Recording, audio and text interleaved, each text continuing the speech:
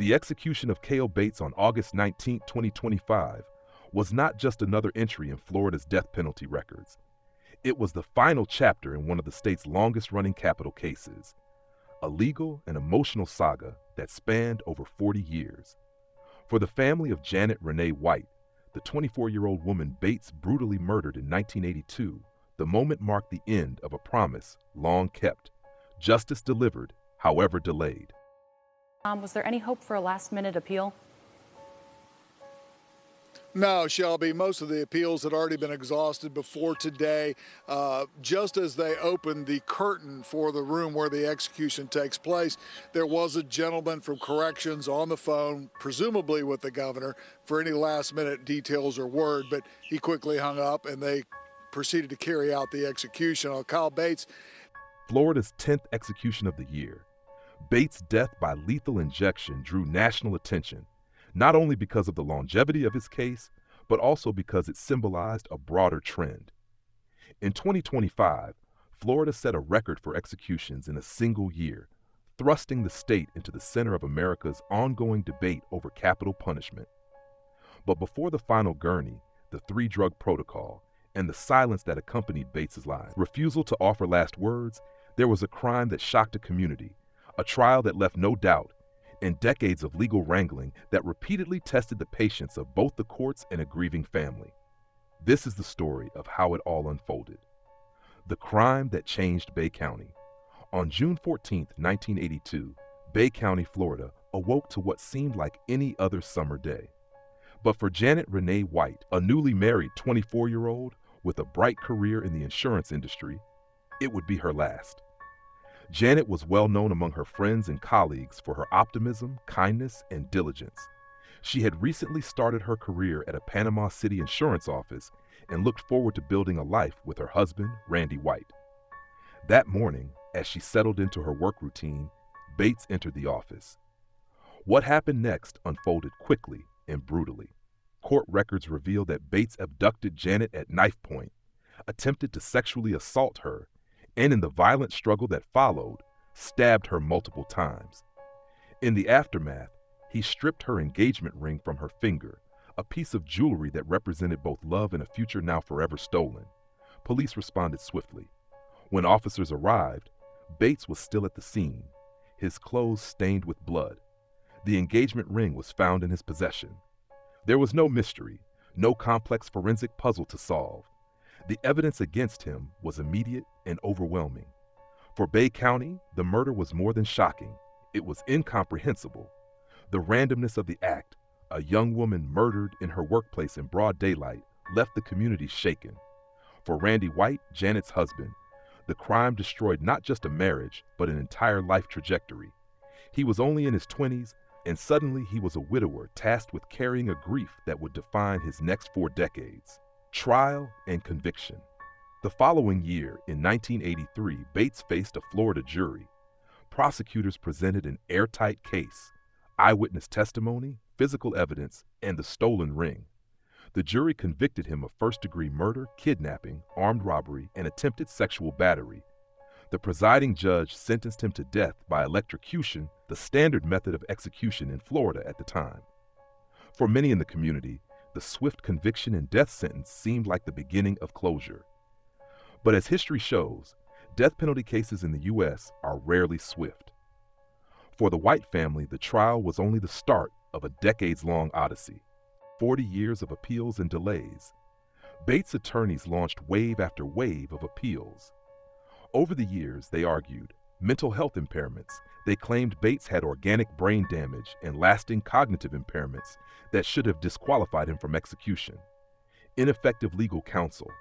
They asserted that mitigating evidence about his background and psychological state had not been properly presented to the jury. Bias in Florida's execution process.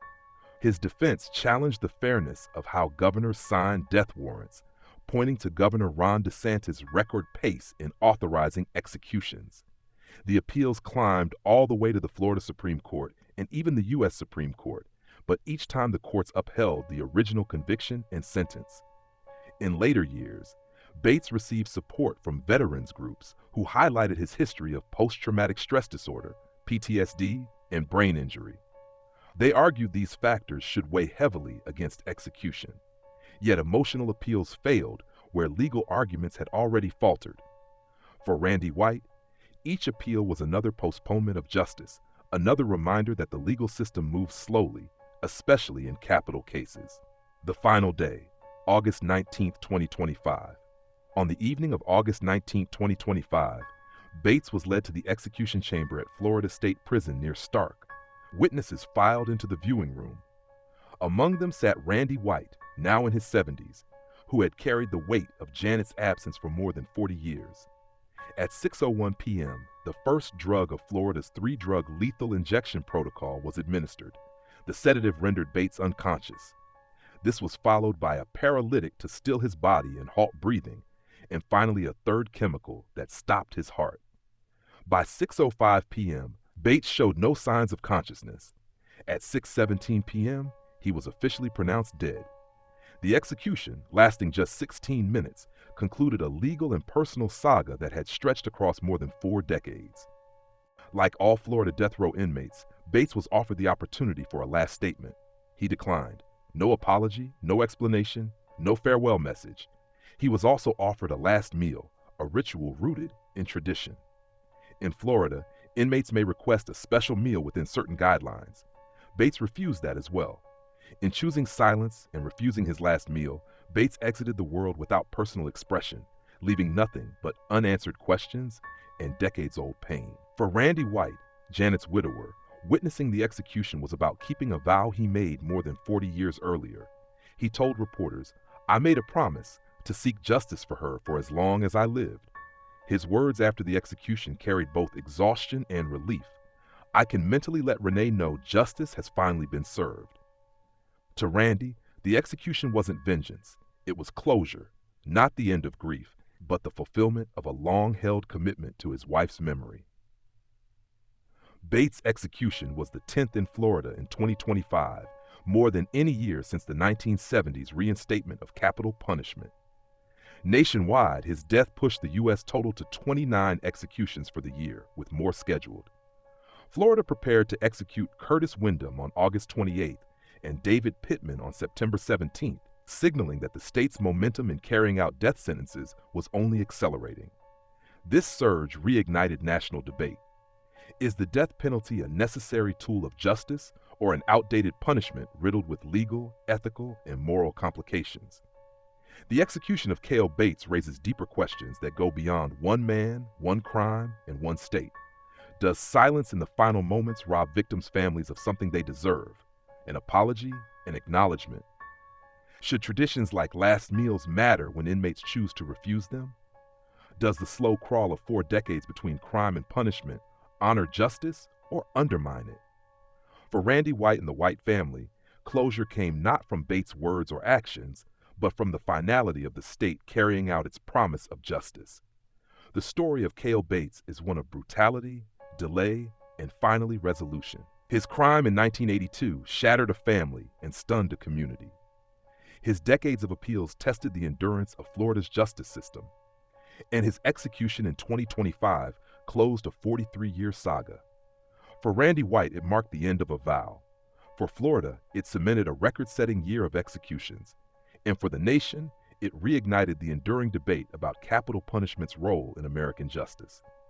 As we reflect on this story, we are left with more than a record of crime and punishment. We are left with questions about mercy, justice, closure, and what it means for families to finally see the law carried out.